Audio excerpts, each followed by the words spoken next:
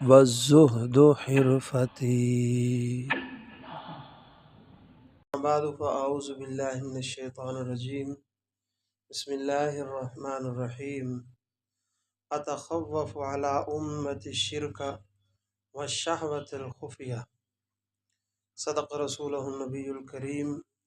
اللهم صل على سيدنا محمد وعلى آل سيدنا محمد مبارك وسلم. اللهم صل على سيدنا محمد وعلى آل سيدنا محمد مبارك وسلم. اللهم صل على سيدنا محمد وعلى آل سيدنا محمد مبارک وسلم. ہفتے وار مجلس ذکر کے حوالے سے میں اور آپ جمع ہیں. دعا فرمائیں کہ حق جل شانہ آج کی اس مختصر نشست میں مجھے اپنی معروضات صحیح طور پر بیان کرنے کی، ہم سب کو سمجھنے اور عمل کرنے کی توفیق نصیب فرمائے.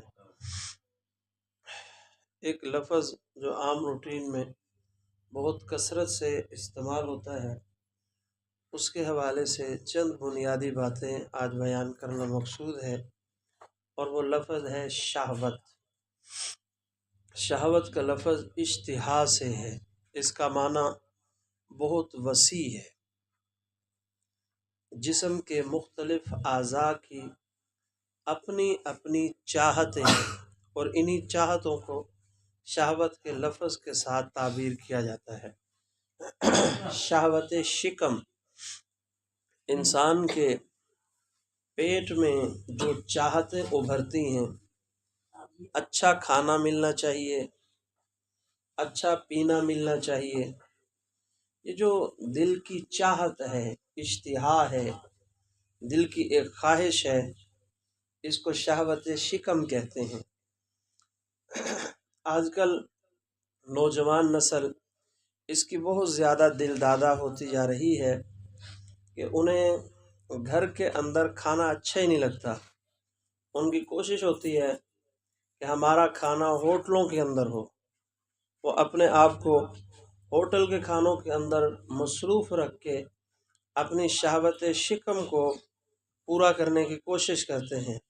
یعنی انہیں کھانے کی ایک ہوس ہوتی ہے، کھانے کی ایک چاہت ہوتی ہے، کھانے کا ایک حرص ان کی طبیعت میں ہوتا ہے. وہ اس بات کو نہیں دیکھتے کہ حلال ہے یا حرام ہے، بس کھانا ملنا چاہیے، اور اچھے سے اچھا ملنا چاہیے، بہتر سے بہتر ڈش ملنی چاہیے. یہی وجہ ہے کہ صرف گوشت کی اتنی ڈشیں بنا دی گئی ہیں کہ اگر بندہ ان کے نام شمار کرنا شروع کر دے نا تو گنتی میں نہیں آتے. حالانکہ گوشت ہی ہے، اس کے پکانے کے اتنے طریقے رائج ہو چکے ہیں. یہ ہے کہ شہوت شکم پر محنت ہو رہی ہے. ہمارے پیٹ کے اندر جو ٹھونسنا ہے نا، وہ اچھے سے اچھا ہو اور بہتر سے بہترین ہو. اس کی طرف، یعنی مادی ترقی کی طرف لوگوں کی جو توجہ ہے، اس کو بھی شہوت کے لفظ کے ساتھ تعبیر کرتے ہیں. نمبر 2، آنکھ کی شہوت. جو چیز بھی میں دیکھوں یا جو چیز بھی میرے پاس ہو، وہ خوبصورت سے خوبصورت تر ہو. یہ شہوت عموماً عورتوں میں زیادہ ہوتی ہے کہ میرے کپڑے بہترین ہوں، میرے جوتے بہترین ہوں. میچنگ، اس چیز کی ایک خاتون بہت زیادہ دلدادہ اور خواہش مند ہوتی ہے. بلکہ کپڑے کی صرف میچنگ ہی نہیں، بعض خواتین کی تو یہ عادت دیکھی گئی ہے کہ وہ نیا کپڑا جب خرید کے لایا جاتا ہے نا، تو جس درزن خاتون کو دیتی ہیں تو اس کو ساتھ ہی کہہ دیتی ہیں کہ یہ کپڑے کسی کو دکھانے نہیں ہیں، جب میں پہنوں گی نا اس وقت دوسری خواتین مجھے دیکھیں گی کہ ہاں میں نے اچھا اور بہترین سوٹ خریدا ہے. وہ یہ بھی گوارا نہیں کرتی کہ میرے اس سوٹ کو میرے بدن پر آنے سے پہلے کوئی اور خاتون دیکھ سکے. اتنا بھی اس سے برداشت نہیں ہو پاتا. ہمارے مشائخ نے لکھا ہے کہ مرد نماز کے اندر کاروبار کی سوچوں میں گم ہوتے ہیں، اور خواتین نماز کے اندر میچنگ کی سوچوں میں گم ہوتی ہیں. کپڑے کس طرح ہونے چاہیے، جوتے کس طرح ہونے چاہیے، ہمارا گھر کا دوسرا ماحول کس طرح ہو، ڈیکوریشن پیس ایسے ہوں، لائٹیں اس طرح کی ہوں، بیڈ روم اس طرح کے ہوں، اور ڈرائنگ روم ایسا ہو. اس کو شہوت تزیین بھی کہتے ہیں، اور شہوت بصر، آنکھ کی شہوت بھی کہتے ہیں، کہ خواتین کے اندر آنکھ کی شہوت بہت زیادہ ہوتی ہے۔ آگے شہوت فرج، شرم گاہ کی شہوت، یہ عورتوں کی بنسبت مردوں میں زیادہ ہوتی ہے۔ چنانچہ بہت سارے لوگوں کو دیکھا گیا ہے، خواہ وہ کنوارے ہوں یا شادی شدہ، اس چیز کی خواہش ان کی دل کے اندر بہت زیادہ ہوتی ہے۔ ہر انسان کی، ہمارے مشائخ نے لکھا ہے 99% لوگ وہ ہیں کہ جو شادی شدہ ہوتے ہیں اور گھروں کے اندر بڑے خوشحال ہوتے ہیں، ان کا گھر ازدواجی زندگی بڑی خوبصورت چل رہی ہوتی ہے، لیکن اس کے باوجود وہ دوسری شادی کے خواہ شوق اپنے دل کے اندر رکھے ہوئے ہوتے ہیں۔ ایک فطری عمل ہے، 99% لوگوں کی طبیعت یہی ہے۔ بیوی حسین بھی ہوگی، پڑھی لکھی بھی ہوگی، اور گھر کے اندر بھی وہ خوشحال ہوگا، اسے کسی قسم کی پریشانی نہیں ہوگی، صاحب اولاد بھی ہوگا، لیکن پھر بھی خواہ دل کی چاہت ہوگی کہ مجھے دوسری شادی کرانی چاہیے، اور اگر دوسری ہو جائے پھر تیسری کی، تیسری ہو جائے پھر چوتھے کی۔ انسانی فطرت ہے اور انسان کا مزاج ہے۔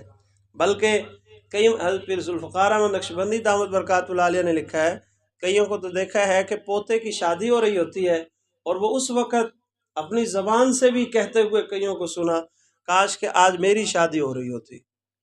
بوڑھے ہو چکے ہوتے ہیں، لیکن یہ جو شہوت کی کیفیت ہے نا، یہ ختم نہیں ہو رہی ہوتی، بلکہ اور زیادہ ابال دل کے اندر پیدا ہو رہا ہوتا ہے۔ ارے مشائخ نے بڑے عجیب جملے لکھے ہیں اس پر، فرمایا کہ ایک خاتون کے دل میں اس بات کی چاہت ہمیشہ رہتی ہے کہ میرے جتنے زیادہ سے زیادہ بیٹے ہوں، وہ اس پر خوشی کا اظہار کرتی ہے، اور ایک مرد کے دل میں اس بات کی ہمیشہ تمنا رہتی ہے کہ ہر وقت میرے ساتھ کوئی نئی چمکتی دمکتی دلہن ہو۔ وہ نئی خاتون کی چاہت رکھتا ہے، اور عورت کے دل میں زیادہ اولاد کی چاہت ہوتی ہے، میرے بیٹے زیادہ ہوں، اور وہ جتنے مرضی ہو جائیں۔ نمبر 4، شہوت قلب، دل کی شہوت۔ انسان کے دل کے اندر ایک اشتہا اور شوق ہوتا ہے، ہر انسان کے دل میں، کہ میں اللہ کا ولی بن جاؤں، میں اللہ کا محبوب بندہ بن جاؤں، میں اللہ کا پیارا بندہ بن جاؤں۔ یہ چاہت ہر انسان کے دل کے اندر ہوتی ہے، اس کو شہوت قلب کہتے ہیں، اور یہ بڑی زبردست شہوت ہے۔ نبی اکرم صلی اللہ علیہ وسلم نے ارشاد فرمایا، ان اللہ تعالی جعل لکل نبی شہوتا وان شہوتی وفی قیام اللیل۔ اللہ کے حبیب صلی اللہ علیہ وسلم نے فرمایا، حدیث مبارکہ مفہوم ہے، اللہ پاک نے ہر نبی کے لیے ایک شہوت بنائی ہے، ایک چاہت اور ایک شوق، ایک حرص، ایک تمنا ہر نبی کے دل میں اللہ رب العزت نے رکھی ہے۔ آپ صلی اللہ علیہ وسلم فرمایا، میری شہوت اللہ رب العزت نے قیام اللیل کے اندر رکھی ہے، رات کو اٹھ کر تہجد کا ادا کرنا، تہجد پڑھنا۔ اللہ کے حبیب صلی اللہ علیہ وسلم نے فرمایا، یہ میرے دل کی چاہت ہے، یہ میری خواہش ہے۔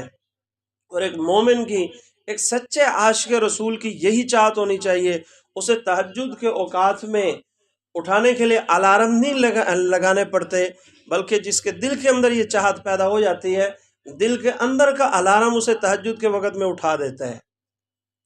اور یہ کیفیت ہوتی ہے انسان کی، جب انسان ایک مقام تک پہنچتا ہے کہ پھر اسے الارم لگانے کی ضرورت نہیں پڑتی، پھر اس کے لیے اللہ رب العزت دل کے اندر ہی ایک غیبی اشارہ، غیبی الارم منعقد کر دیتے ہیں، اور وہی اس کو اٹھاتا ہے اور بیدار کرتا ہے۔ اور جو اللہ کے جتنے زیادہ عاشق ہوتے ہیں، اتنا ان کی طبیعت مچل جاتی ہے، ان کے بستر انہیں رات کو سونے نہیں دیتے۔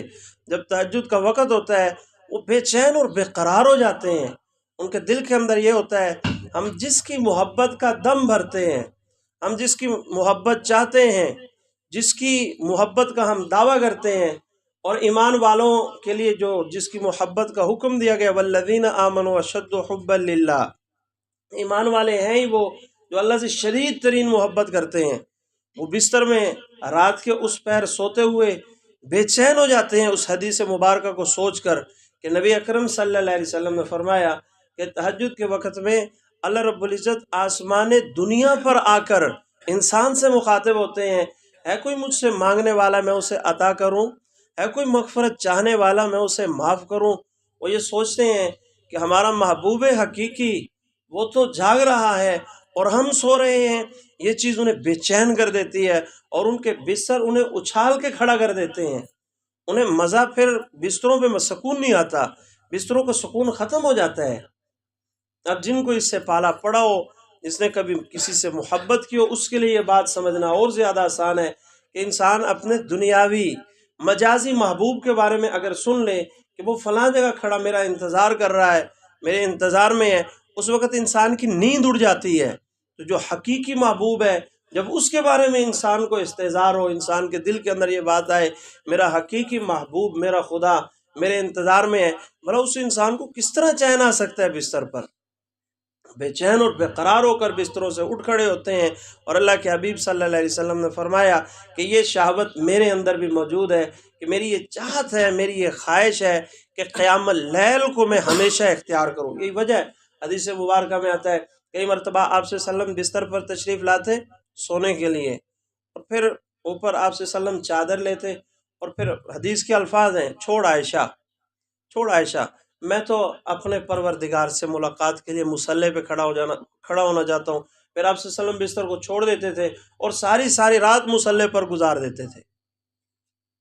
اور جس آدمی کی یہ طبیعت نہیں ہوتی، جس بندے کو اللہ رب العزت کی محبت کی چنگاری نہیں لگی ہوتی، اس کے لیے مصلی پہ کھڑا ہونا مصیبت ہے، اس کے لیے 2-4 منٹ مولوی صاحب کا انتظار کرنا بھی مصیبت ہے، ان کے لیے مصلی پر بیٹھنا عذاب ہوتا ہے۔ وہ یوں سمجھتا ہے پتہ نہیں میں کس کوٹھڑی میں آگے پھنس گیا ہوں، اس کے لیے جہنم کی کیفیت محسوس ہوتی ہے۔ مسجد میں بیٹھے ہوئے بھی اپنے آپ کو جہنم میں محسوس کرتا ہے۔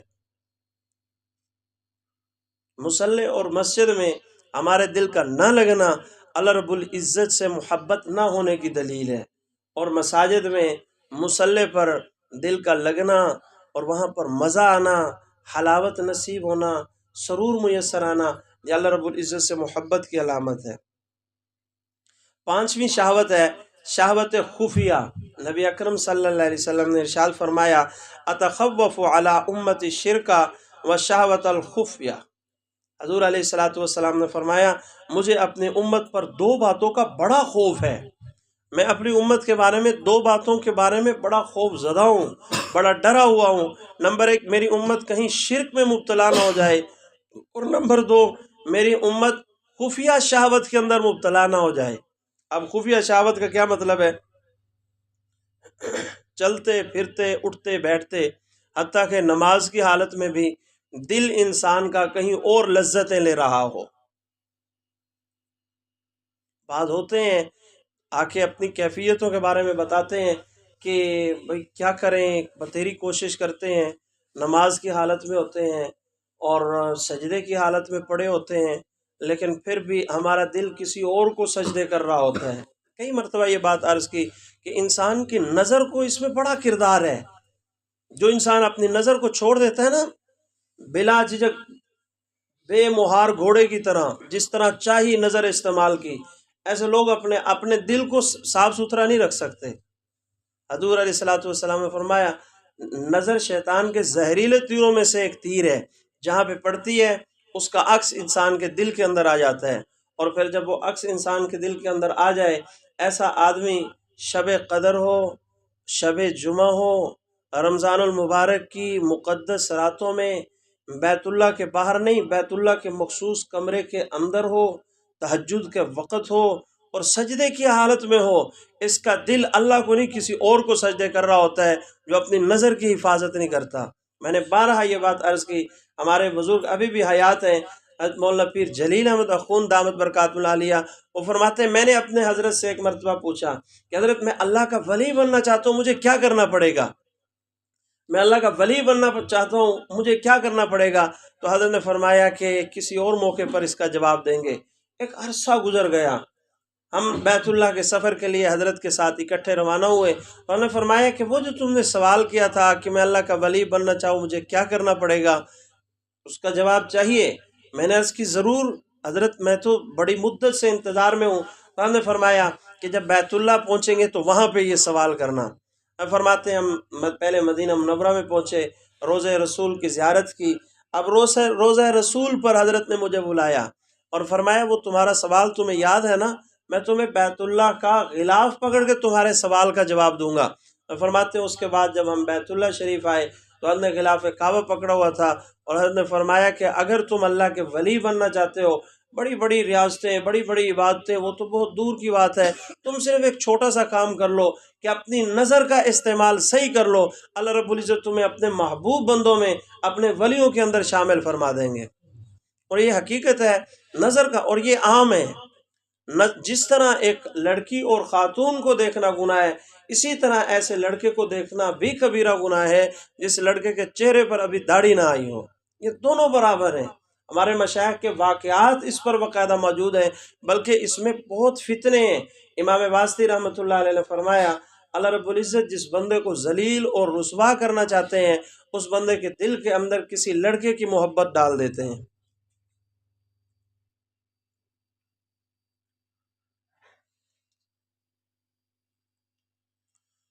کئی بزرگ ہوتے ہیں، سفید ریش ہوتے ہیں، ان کی داڑیاں سفید ہو چکی ہوتی ہیں۔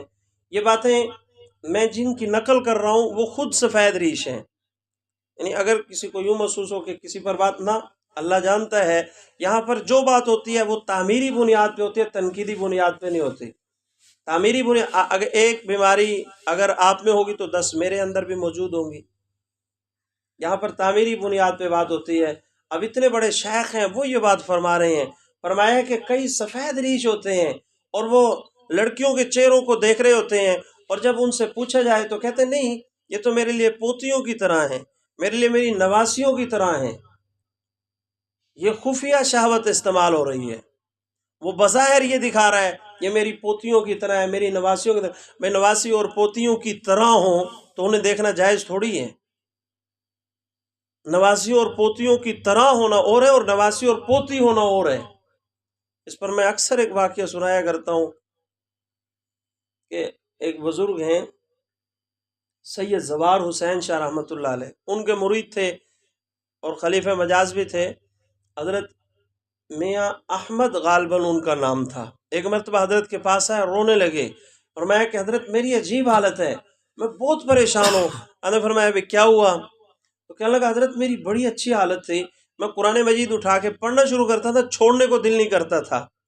میں نماز پڑھنا شروع کرتا تھا تو نماز ختم کرنے کو دل نہیں کرتا تھا، مصلی سے اٹھنے کو دل نہیں کرتا تھا، تہجد کے وقت میں خود بخود اٹھ جاتا تھا اور بڑی لذت ہوتی تھی تہجد پڑھنے میں۔ لیکن کچھ دن گزرے ہیں، یہ ساری کیفیات ختم ہو گئی۔ اب تسبیح اٹھاتا ہوں، پڑھنے کو دل نہیں کرتا، چھوڑ دیتا ہوں۔ قرآن مجید اٹھاتا ہوں، بڑی مشکل سے ایک آدھ رکوع پڑھتا ہوں، اس کے بعد دل ہی نہیں کرتا، قرآن مجید کو چھوڑ دیتا ہوں۔ میری تو ساری کیفیات ہی ختم ہو گئی۔ تو سید زوار حسین شاہ رحمۃ اللہ علیہ نے فرمایا کہ تم سے کوئی کبیرہ گناہ ہو رہا ہے۔ اب وہ مسکرائے اور کہنے لگے کہ حضرت مجھے تو یہ یاد نہیں ہے کہ میں نے صغیرہ گناہ کب کیا تھا اور آپ کبیرہ گناہ کی بات کر رہے ہیں۔ اور واقعتاً اس دنیا میں ایسے اللہ کے نیک بندے موجود ہیں اس وقت بھی کہ جو صغیرہ گناہوں سے بھی اتنے بچتے ہیں کہ ان کے سالہ سال گزر جاتے ہیں اور ان سے صغیرہ گناہ ہی نہیں ہوتا۔ ہم تو یہ کہتے ہیں نا، اور نہیں جی آج کے دور میں بہت مشکل ہے بچنا۔ جس بندے کے دل میں خوف خدا ہو ان کے لیے بچنا مشکل نہیں ہوتا، ہمارے لیے بچنا مشکل ہوتا ہے۔ تو اب حضرت نے کہا کہ بھی تم سے کبیرہ گناہ، حضرت مجھے تو یاد نہیں کہ میں نے صغیرہ گناہ کب کیا تھا۔ چلو بھائی جاؤ دیکھو چیک کرو۔ اب اس نے اپنے گھر چلے گئے اور جائزہ لیا کہ مجھ سے کہاں پہ غلطی ہو رہی ہے، انہیں کوئی غلطی نظر نہ آئی۔ کچھ دن کے بعد دوبارہ آیا، حضرت جی مجھے تو کوئی نظر نہیں آتی، آپ ہی بتا دیجئے۔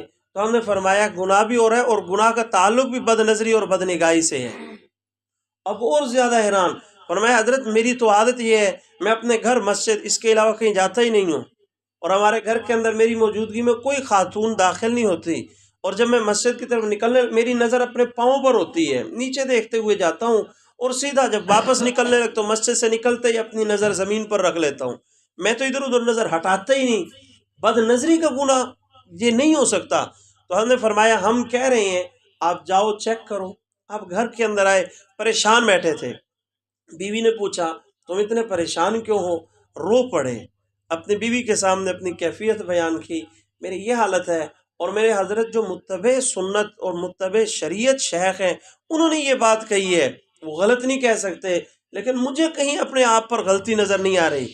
تو تو خواتین ہوتی ہیں. بیوی نے کہا اچھا آپ جو ہے اطمینان رکھیں، میں تسلی کرتی ہوں. 2 دن کے بعد بیوی نے بتایا کہ تم جب نماز پڑھ کے واپس گھر آتے ہو نا تو تمہاری عادت ہے اپنی نواسیوں اور پوتیاں جو گھر کے اندر کھیل رہی ہوتی ہیں ان کے سر پر شفقت سے ہاتھ پھیر دیتے ہو. تو محلے کی بھی 2-4 بچیاں ہیں جو چھوٹی ہیں، وہ ان کے ساتھ کھیلتی ہیں. ان میں سے ایک آدھ بچی جوان ہو چکی ہے، آپ کے علم میں نہیں تھا، آپ بے علمی میں اس کے سر پہ بھی ہاتھ پھیر دیتے تھے. اب لا علمی میں ایک اللہ کا نیک بندہ جو ہر طرح کے گناہوں سے بچتا ہے، صرف ہاتھ پھیرنے کی وجہ سے، اور وہ بھی اس کے اندر شہوت کا تو تصور ہی نہیں کیا جا سکتا نا. وہ تو واقعی وہ ہماری طرح نہیں، وہ واقعتاً پوتی اور نواسی سمجھ کے ہاتھ پھیرتے تھے. ساری کیفیات سلب ہو گئی تو ہمارا کیا اثر ہوگا؟ یہ میری بہن بنی ہوئی ہے، اپنی بہنوں کے ساتھ جو برتاؤ کرتے ہیں اس سے شیطان بھی پناہ مانگے، اور دوسری بہن بنی ہوئی ہے. یہ میرے لیے میری بیٹیوں کی طرح ہے، اپنی بیٹی کا خیال رکھنے کی فرصت نہیں، دوسروں کی بیٹیوں کو بیٹی بنا کر اس کے خیال رکھنے کا بڑا شوق چڑھا ہوا ہے ہمیں. تو یہ شہوت خفیہ ہے کہ بندہ خفیہ طور پر کسی گناہ کے اندر مبتلا ہو اور ان کے چہروں کو دیکھ کر لذت اٹھاتا رہے اور لوگوں کے سامنے بہانے بناتا رہے. یہ بہانے دنیا کے اندر تو بعض اوقات چل جاتے ہیں، لوگ اعتماد کر جاتے ہیں. سفید بالوں کی برکت ہی کچھ ایسی ہے، لوگ تو خاموش ہو جائیں گے، لوگ تو مان جائیں گے، لیکن اللہ رب العزت تو دلوں کے رازوں کو جاننے والی ذات کا نام ہے. وہ تو نہیں بخشیں گے نا، وہ تو جانتے ہیں کہ یہ بندہ کس طرح کے، یعنی میری دی ہوئی نعمت جن سفید بالوں سے میں حیا کرتا ہوں اس سے بھی غلط فائدے اٹھانے کی کوشش کر رہا ہے. ایک حدیث پاک میں ہے، نبی اکرم صلی اللہ علیہ وسلم نے فرمایا اگر تم جان لو کہ موت کے بعد تمہیں کیا حالات پیش آنے والے ہیں تو تم کبھی بھی اشتہا کے ساتھ کھانا نہیں کھاؤ گے اور نہ ہی کبھی اشتہا کے ساتھ کوئی مشروبات کو پیو گے. نہیں، اگر تمہیں پتہ چل جائے مرنے کے بعد تمہارے ساتھ کیا ہونے والا ہے تو تمہاری یہ چاہتیں ختم ہو جائیں. کھانے اور پینے کی جو چاہتیں ہیں، کھانے اور پینے کی جو شہوتیں ہیں، کھانے اور پینے کا جو حرص ہے، جو شوق ہے دل کے اندر نا، یہ ختم ہو جائے. اگر تمہیں آخرت یعنی مرنے کے بعد کیا ہونے والا ہے اس بات کا پتہ چل جائے تو. ایک حدیث پاک میں ہے، نبی اکرم صلی اللہ علیہ وسلم نے فرمایا جس نے کسی عورت کے چہرے کی طرف شہوت کے ساتھ دیکھا، قیامت کے دن اللہ رب العزت اس کی آنکھوں کے اندر گرم سلائیوں کے ذریعے سے، سرمے کی طرح جس طرح سلائیاں پھیری جاتی ہیں نا، ان سلائیوں کو پھیر کر اسے عذاب دیں گے. اب ہم دیکھ لیں کوئی چھوٹا سا تن کا اگر آگ کے اس آنے پر جو ڈھیلا ہے بالکل نازک سا، اس کو لگ جائے تو کتنی تکلیف ہوتی ہے. اور جب لوہے کی گرم سلائیوں کے ذریعے سے آگ کے اندر اس رولر کو پھیرا جائے گا تو اس وقت انسان کا کیا اثر ہوگا. اور وہ دنیا کی آگ سے لوہا گرم ہوا ہوا نہیں ہوگا، بلکہ وہ جہنم کی آگ جو دنیا سے 70 گنا، اس آگ سے 70 گنا زیادہ سخت ہے، اس آگ سے گرم شدہ لوہا ہوگا. ایک حدیث مبارکہ میں ہے، نبی اکرم صلی اللہ علیہ وسلم نے فرمایا کوئی بندہ جس کو شہوت مجبور کرتی ہے وہ اپنی شہوت کو روک لیتا ہے، اپنے نفس پر یعنی خوف کو غالب کر لیتا ہے، اللہ اس کے پچھلے گناہوں کو معاف کر دیتے ہیں. جس بندے کو چاہت پیدا ہو نا، خواہش پیدا ہو، اشتہا پیدا ہو کسی گناہ کے کرنے کا، لیکن وہ اپنے آپ کو روک لیتا ہے، فرمایا کہ اللہ پاک اس کے پچھلے تمام گناہوں کو معاف کر دیتے ہیں. ہمارے حضرت، ہمارے مرشد نے ایک مرتبہ بڑی پیاری بات ارشاد فرمایا کہ میں تمہیں ایک وظیفہ بتاتا ہوں. اور حضرت کا وہ وظیفہ میں ایک مقدس جگہ پہ بیٹھ کے حلفاً کہتا ہوں، عاجز نے ہزاروں موقعوں پر اسے جانچا ہے، ہزاروں موقعوں پر استعمال کیا ہے اور الحمدللہ کام ہوتا ہے. حضرت نے فرمایا تم بڑے بڑے وظیفے کرتے ہو، بڑی بڑی تسبیحات کرتے ہو، میں تمہیں چھوٹا سا وظیفہ بتاتا ہوں، اگر تمہیں کوئی پریشانی ہو تو اس وظیفے کا استعمال کرو. وہ کیا؟ فرمایا کہ جب تم بازار اور گلی سے گزر رہے ہو اس وقت تمہیں رنگین کپڑے نظر آئیں اور پھر دل چاہے کہ میں دیکھ لوں، انسانی فطرت ہے، دل چاہے کہ میں دیکھ لوں، فرمایا کہ تم یہ سوچ کر کہ اللہ ناراض ہوگا اپنی نظروں کو جھکا لو. اگر تمہیں بد نظری کا موقع ملے اور تم اس وقت بد نگاہی اور بد نظری سے اپنے آپ کو بچا لیتے ہو، اس وقت تم جو دعا مانگو گے اللہ ضرور قبول کرے گا. کئی مرتبہ اس وظیفے کو عاجز نے آزمایا ہے اور واقعتاً یہ وظیفہ کام کرتا ہے کہ موقع ہو بدنگاہی اور بدنظری کرنے کا انسان اپنے آپ کو بچا لے، اس کی برکت سے اللہ پاک اس وقت مانگی ہوئی دعا کو ضرور قبول کرتے ہیں، قبولیت تامہ انسان کو حاصل ہو جاتی ہے۔ ہمارے مشائخ نے فرمایا یہ شہوت کا جو کیڑا ہے نا انسان کی طبیعت کے اندر جو جاگتا ہے، گناہ کرنے کا اشتہا اور شوق، یہ شہوت کا کیڑا، فرمایا ابتدا میں یہ کمزور ہوتا ہے، اگر تم نے اس کو ابھی سے لگام دے دی تو خوشحال رہو گے، اپنے آپ کو بچا لو گے، اور اگر اس انتظار میں رہے نا کہ بوڑھے ہو کے پھر نیک بن جائیں گے، ایسے کبھی نہیں ہوگا۔ جب جوان ہو، اعصاب مضبوط ہیں، صحت مند ہو، بدن میں طاقت بھی ہے، اب اگر اپنے آپ کو نہیں روک سکتے، بڑھاپے میں جب کمزور ہو جاؤ گے، کیا اس وقت شیطان کا مقابلہ ہو سکے گا؟ اس وقت تو اور زیادہ مشکل ہو جائے گا۔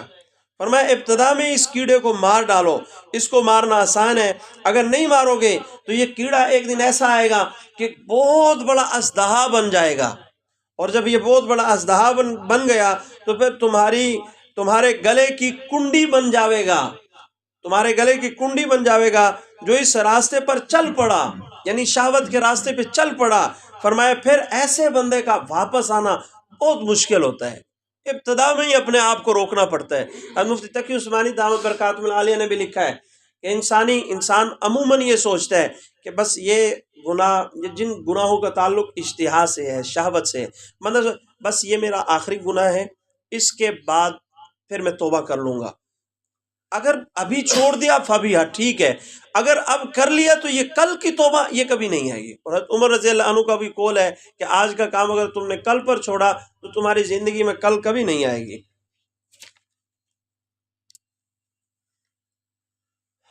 پہلے ادوار میں کہنے والے جو دنیاوی لوگ ہیں اور غیر مسلم لوگ ہیں وہ کہتے تھے شہوت کا تعلق شرمگاہ سے ہے، جبکہ ہمارا دین، ہمارا مذہب یہ کہتا ہے نہیں، شہوت کا تعلق شرمگاہ سے نہیں بلکہ انسان کی سوچ سے ہے۔ اور اب میڈیکل سائنس نے جو ترقی کی ہے اس میں وہ بھی اس نتیجے پر پہنچے کہ نہ، شہوت کا تعلق شرمگاہ سے نہیں بلکہ شہوت کا اصل تعلق انسان کی سوچ کی گندگی سے ہے۔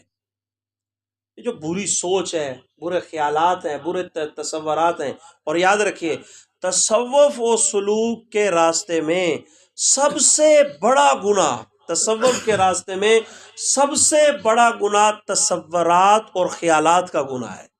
جو بندہ برا سوچتا رہتا ہے، جو فلم لگائی، یہ مشائخ کے الفاظ ہیں، حیا اور پاک دامنی پیر ذوالفقار نقشبندی نے اس میں یہ جملے لکھے ہیں، جو فلم ڈرامہ دیکھا بس اس ہیرو کو رکھ لیا اپنی جگہ پہ اور ہیروین کو،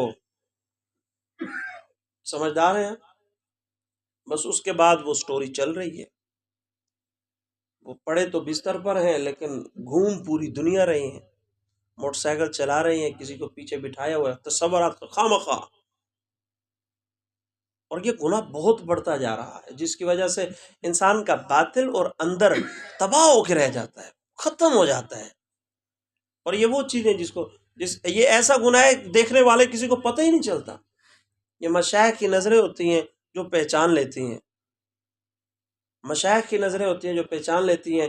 یہی وجہ ہے کہ مشائخ کے بیانات سنتے وقت ہر انسان کو یہی محسوس ہوتا ہے کہ یہ بات میرے لیے کی جا رہی ہے، وہ یہ سمجھتے ہیں یہ گناہ تو میرے اندر موجود ہے۔ ہم جب شروع میں حضرت کے خانقاہ میں جاتے تھے تو اس وقت یہی محسوس ہوتا تھا، پورا مہینہ جو غلط کاریاں ہمارے سے ہوتی تھی اسی پر ہی حضرت کا بیان ہوا کرتا تھا، اور یہ بات صرف ہمارے اندر نہیں تھی، جس سے بھی پوچھتے وہ یہی کہتا کہ اس دفعہ تو میری کھینچائی کی گئی ہے، ہر بندے کو یوں ہی محسوس ہوتا تھا۔ تو ہمارے بزرگوں نے سالوں پہلے کہہ دیا تھا کہ یہ جو انسان کے اندر شہوت کا گناہ پیدا ہوتا ہے نا، یہ انسان کی فکر کی گندگی ہے، اور فرمایا کہ فکر کی گندگی ذکر سے دور ہوتی ہے، اللہ کی یاد سے دور ہوتی ہے، اللہ کا ذکر سیکھ کر کے کیا جائے تو اس کی برکت سے اللہ رب العزت فکر کی گندگی کو ختم کر دیتے ہیں۔ لہٰذا انسان کو اللہ والوں کے ساتھ ذکر کرنا بھی چاہیے، ان سے سیکھنا بھی چاہیے، اور سیکھ کر اللہ کا ذکر کرنا چاہیے۔ دعوت و تبلیغ والے حضرات اکثر ایک بڑا پیارا جملہ ارشاد فرماتے ہیں کہ دنیا کا کوئی کام بھی سیکھے بغیر انسان نہیں کر سکتا، پہلے اسے سیکھنا پڑتا ہے، اس کے بعد انسان کو کرنے کا طریقہ آتا ہے۔ اللہ کا ذکر اللہ کی یاد، یہ بھی سیکھے بغیر انسان کو نہیں آتی، یہ بھی سیکھنا پڑتا ہے۔ صرف کتابی ذکر اذکار پورے نہیں ہوتے۔ صحابہ رضی اللہ عنہم اجمعین کو ذکر سے جو یہ کیفیت حاصل ہوئی تھی نا کہ وہ کہتے تھے اللہ، اور اس کی برکت سے کافر کانپنے لگ جاتے تھے۔ انہوں نے ذکر سیکھ کر کے کیا تھا، وہ سیکھ کر اللہ کا ذکر کرنے والے تھے، تو اس کے اثرات نمودار ہوتے تھے۔ امام ربانی حضرت مجدد الف ثانی رحمۃ اللہ علیہ نے فرمایا، جس کی آنکھیں قابو میں نہیں اس کا دل قابو میں نہیں، جس کی آنکھیں قابو میں نہیں اس کا دل قابو میں نہیں، اور جس کا دل قابو میں نہیں اس کی شرمگاہ قابو میں نہیں، اور دل کا فیصلہ آنکھوں نے کرنا ہے۔ لہذا ہم اپنی آنکھوں کا صحیح استعمال کریں، آنکھوں کا صحیح استعمال ہو۔ ہمارے ایک بزرگ گزرے قریب زمانے کے، زیادہ دور کے بھی نہیں ہیں، حضرت عبد القادر رائے پوری رحمۃ اللہ علیہ۔ ان کے بارے میں کتابوں میں واقعات لکھے ہیں کہ جب انہوں نے قرآن مجید کی اس آیت کو پڑھا نا، قُل لِّلْمُؤْمِنِينَ يَغُضُّوا مِنْ أَبْصَارِهِمْ، کہ اللہ رب العزت اہل ایمان سے فرما رہے ہیں، مومنوں سے فرما رہے ہیں کہ اپنی نظروں کو نیچی رکھا کریں، تو حضرت نے اس کے بعد کبھی اپنی نظروں کو اوپر نہیں کیا، بس نیچے۔ گھر کے اندر ہوتے تب بھی نظریں نیچی رکھتے تھے۔ حضرت خود اپنے بارے میں فرمایا کرتے تھے کہ میں نے بچپن میں اپنی بہن کو دیکھا تھا، اور جب میں بالغ ہو گیا اور میری بہن جو ہے وہ بھی بڑی ہو گئی، تو مجھے اپنی بہن کا چہرہ ہی یاد نہیں ہے کہ میری بہن کا چہرہ کس طرح ہے۔ اور وہ فرمایا کرتے تھے اگر میری بہن کو چند عورتوں کے اندر بٹھا دیا جائے اور مجھے کہا جائے نا کہ تم پہچانو، میں قسم اٹھا کے کہتا ہوں میں نہیں پہچان سکوں کہ ان میں صرف میری بہن کون ہے، میں صرف اپنی بہن کو اپنی آواز سے پہچانتا ہوں۔ یہ قریب زمانے کے لوگ ہیں، زیادہ دور کے لوگوں کی باتیں نہیں کی جا رہی۔ شہوت کو قابو پانے کے لیے ہمارے مشائخ نے کچھ احتیاطی تدابیر رکھی ہیں، بڑے حضرات ان باتوں کو نوٹ کریں تاکہ اپنی اولاد کی تربیت کے حوالے سے بہترین طریقے سے ان کی تربیت کر سکیں اور فتنوں سے اپنی اولاد کو بچا سکیں۔ ہمارے مشائخ نے فرمایا فارغ آدمی کا دماغ شیطان کی ورک شاپ ہوتا ہے، فارغ آدمی کا دماغ شیطان کی ورک شاپ ہوتا ہے، کہ جو آدمی اپنے دماغ کو فارغ کر لیتا ہے، کسی طرف اس کی توجہ نہیں، کسی طرف اس کا خیال نہیں، بس فارغ بیٹھا رہتا ہے، تو شیطان اس کے دماغ میں وسوسے ڈالنے کی کوشش کرتا ہے، اس پہ حملہ آور ہوتا ہے، عجیب و غریب خیالات اور تصورات اس میں پیدا کرنے کی کوشش کرتا ہے۔ فرمایا کہ کبھی بھی اپنی اولاد کو فارغ نہ رہنے دیں، ان کو مصروف رکھیں، جتنا مصروف رہیں گے اتنا فتنوں سے بچ کر کے رہیں گے، فتنوں سے اتنی ان کی حفاظت ہو جائے گی۔ حافظ ذوالفقار نقشبندی دامت برکاتہ اللہ علیہ نے فرمایا کہ میرے پاس ایک مرتبہ ایک نوجوان آیا، بیٹھتے ہی رونے لگا اور فرمانے لگا، عرض کرنے لگا کہ حضرت میری عجیب حالت ہے، میں نماز پڑھ رہا ہوتا ہوں اور نماز کے اندر زنا کے پروگرام بنا رہا ہوتا ہوں۔ اس کی وجہ کیا ہے؟ دماغ ہمیشہ خالی ہے، چلتے پھرتے اٹھتے بیٹھتے دماغ کے اندر کاروائیاں جاری ہیں، سوچ و بچار جاری ہے، بری سوچ، جو کچھ سکرین پر دیکھتے ہیں وہی کچھ دماغ میں چلنا شروع ہو جاتا ہے۔ بس اس کی وجہ سے نماز کی حالت میں بھی اپنے آپ کو گناہوں کے خیالات سے بچانا ان کے لیے مشکل ہو جاتا ہے۔ تو سب سے پہلے ہمیں اپنی اولاد کو مصروف رکھنا چاہیے، ان کو فارغ نہیں چھوڑنا چاہیے۔ اور دوسری بات فرمائی، نوجوان فارغ ہو تو اسے تنہائی میں نہ رہنے دیں، اسے اکیلے میں نہ۔ آج ایک مستقل فتنہ ہے، بیٹے کے لیے الگ کمرہ ہے، بیٹی کے لیے الگ کمرہ ہے، ماں کے لیے الگ کمرہ ہے، باپ کے لیے الگ، ہر ایک کے لیے الگ الگ کمرے مختص کر دیے گئے ہیں۔ یہ بھی مستقل ایک فتنہ ہے۔ فرمایا ایک ماں کو اختیار ہونا چاہیے کہ وہ اپنی بیٹی کے کمرے میں بلا جھجک داخل ہو جایا کرے، ایک باپ کو اختیار ہونا چاہیے کہ اپنے بیٹے کے کمرے میں بلا جھجک داخل ہو جائے، لیکن آج کل اس طرح نہیں ہو رہا۔ ماں اگر بیٹی کے کمرے میں بغیر اجازت کے داخل ہو جائے تو کہتے ہیں امی آپ کو تو تمیز ہی نہیں ہے کہ کمرے کے اندر داخل کس طرح ہونا ہے۔ اب اولاد اپنے والدین کو تعظیم سکھا رہی ہے۔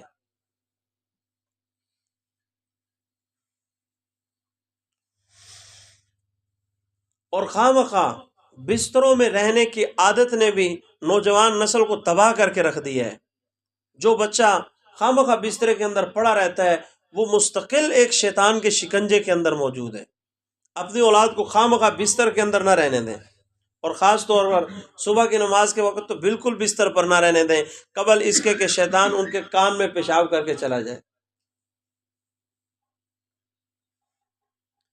بیت الخلاء میں زیادہ وقت نہ لگانے دیں، پوچھیں آپ کو کوئی بیماری تو نہیں ہے، آپ کو کوئی پریشانی تو نہیں ہے، قبض وغیرہ کھل کے اپنی اولاد سے بندہ نہیں کر سکے تو کس سے کر سکے گا؟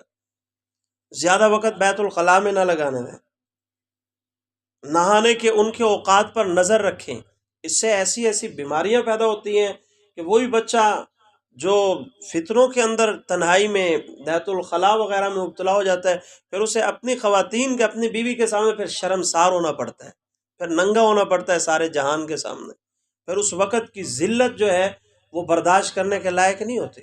انسان ہر ایک سے مقابلہ کر سکتا ہے، اپنی بیوی سے کبھی بھی مقابلہ نہیں کر سکتا اگر بیوی مقابلے میں اتر آئے تو۔ بچوں میں فحش مذاق نہ کیا جائے، آپس میں مذاق انسانی فطرت ہے، کرتے رہتے ہیں، لیکن جہاں بچے بیٹھے ہوں ان کے درمیان مذاق نہ کرو، اس سے خواہشات ابھرتی ہیں۔ قبل اس کے کہ جب تک بچے کی شادی نہ ہو جائے اس وقت تک ان کے سامنے اس طرح کا فری مذاق نہیں کرنا چاہیے، اور بچوں کو کبھی کبھی سبق بھی یاد کرا دینا چاہیے۔ کبھی کبھی بچے کو کہہ دینا چاہیے کہ کیا تم یہ جو دیا جل رہا ہے، یہ لالٹین جل رہی ہے، آج کل ویسے بجلی کا موسم آ رہا ہے، خیر سے ہر چیز آہستہ آہستہ ختم ہو رہی ہے، تو کہیں کہ بھئی کیا بیٹا تم اس آگ کو یہ انگلی لگا لو گے؟ جب وہ کہے ربو اس سے تو ہاتھ جل جائے گا، پھر اسے سبق دیں کہ بیٹا اس آگ سے بھی 70 گنا سخت آگ جہنم کی، اللہ نہ کرے اگر وہاں جانا پڑ جائے تو پھر تیرے ساتھ کیا ہوگا۔ ایسے موقع پر اپنی اولاد کی تربیت کریں۔ بیٹے کو تھوڑی سی بات کر دی جائے غصے ہو جاتا ہے، آپ نے 2 بندوں کے اندر میری بےزتی کر دی، اسے کہیں بیٹا 2 بندوں کے درمیان تجھے اپنی بےزتی برداشت نہیں ہو رہی، اللہ نہ کرے اگر محشر کے میدان میں ساری مخلوق کے سامنے تیری بے عزتی کر دی گئی اور تجھے ننگا کر دیا گیا تو کیا کرے گا؟ کہ حدیث پاک میں آتا ہے بعض زانی قسم کے لوگوں کو قیامت کے دن اللہ رب العزت اس حال میں اٹھائیں گے کہ ان کی شرمگاہ ان کے چہروں پر لٹکی ہوئی ہوگی۔ تو یہ جو اشتہا ہے، یہ جو شہوت کی کیفیت ہے انسان کے دل کے اندر ہوتی ہے، یہ کس طرح ختم ہوگی؟ اس کے ختم کرنے کے لیے ہمیں کیا کرنا چاہیے؟ ہمارے سلسلہ عالیہ نقشبندیہ کے جتنے اسباق ہیں، ہر سبق کا کوئی نہ کوئی مقصد ہے، ہر سبق کے اندر اللہ پاک نے بعض گناہوں کے ختم کرنے کی طاقت رکھی ہے۔ ہمارے سلسلے کا جو پہلا سبق ہے نا لطیفہ قلب، لطیفہ قلب کا اثر یہ ہے کہ بندے کی طبیعت میں شہوت ختم ہو جاتی ہے۔ پہلے سبق کا مقصد ہی ہے جو بندہ ٹک کر اور مضبوطی کے ساتھ جم کر لطیفہ قلب کے سبق کو کر لے، اس کے طبیعت میں شہوت ختم ہو جاتی ہے۔ اور شہوت ختم ہونے کا یہ مطلب نہیں کہ اس کو جڑ سے ہی اکھاڑنا ہے، کہ اس کو ایک خاتون اور ایک دیوار ایک جیسی محسوس ہونا، یہ مقصد نہیں ہے۔ اس کا مقصد یہ ہے جو جائز جگہ ہیں وہاں پر استعمال کی جائے، اور جو ناجائز جگہ ہیں وہاں پر اپنے آپ کو کنٹرول کر سکے، کنٹرول لگام ڈالنے کا طریقہ آ جائے۔ اصل مقصد یہ ہے،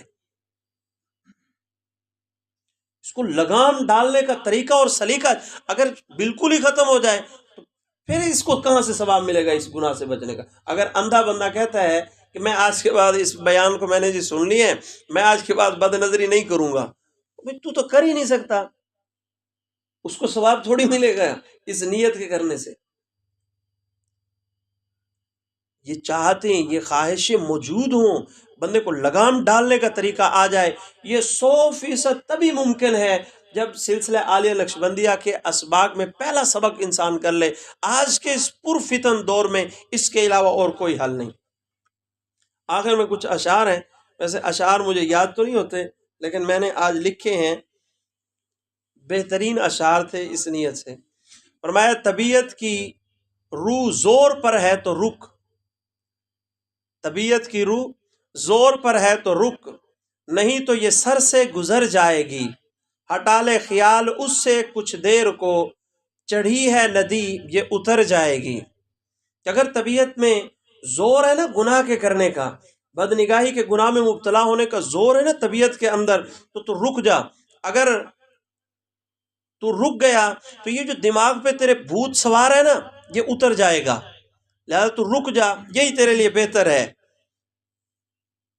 اور اگر تیرے دل کے اندر یہ وسوسے خیالات برے آئی گئے ہیں تو ہٹا لے خیال اس سے کچھ دیر کو، تھوڑی دیر کے لیے خیالات اس سے ہٹا لے، اپنے خیالات کو تھوڑی دیر کے لیے پاک کرنے کی کوشش کر۔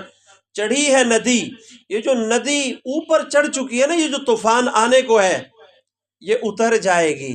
تو تھوڑا سا اپنے دماغ کو روک کے تو دیکھ، اللہ رب العزت تیری حفاظت فرما دیں گے اور گناہ سے بچنا تیرے لیے آسان ہو جائے گا۔